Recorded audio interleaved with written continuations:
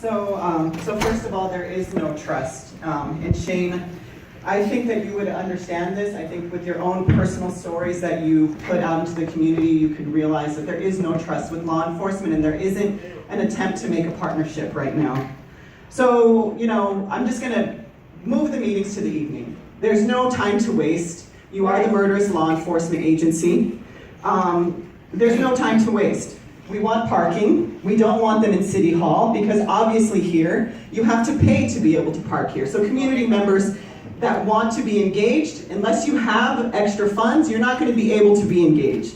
So stop with the bullshit. No police in the meetings. Again, everybody's echoing this. Why is there so many law enforcement here? Even with the Civilian Oversight Commission of the LA County Sheriffs, they have one police officer.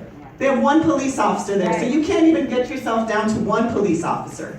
I don't know what you're so afraid of. You are obviously afraid of the community. That's why you have so many weapons. That's why you're the most murderous law enforcement. And then this adjudication difficulty. That's really not our problem.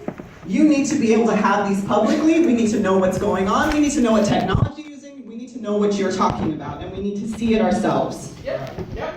And lastly, just to build off of what Hamid Khan was saying, policing is changing and people need to know. Most counterterrorism programs, or all of them, are very secretive. So this smart policing initiative, we need to start talking about it. These topics need to be relative. That is coming out of the Department of Justice, it's coming out of the Bureau of Justice Assistance, and it's changing the way policing operates. We have surveillance programs that are picking up multiple data points on people. We have algorithms that are deciding who is the most criminal. Risk assessments. What communities are most criminalized? They're pathologizing people. And then you have platforms like Palantir that are making associations. So one person, you run Palantir, find out who their friends are, find out where they go. You're able to track and trace them. We need to talk about this, Chief Beck. We need to know exactly how. Next speaker, please. Karen Lane.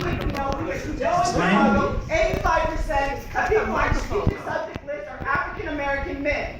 We need to know who they are. You need to release them. Stop with these shitty meetings. Make them run.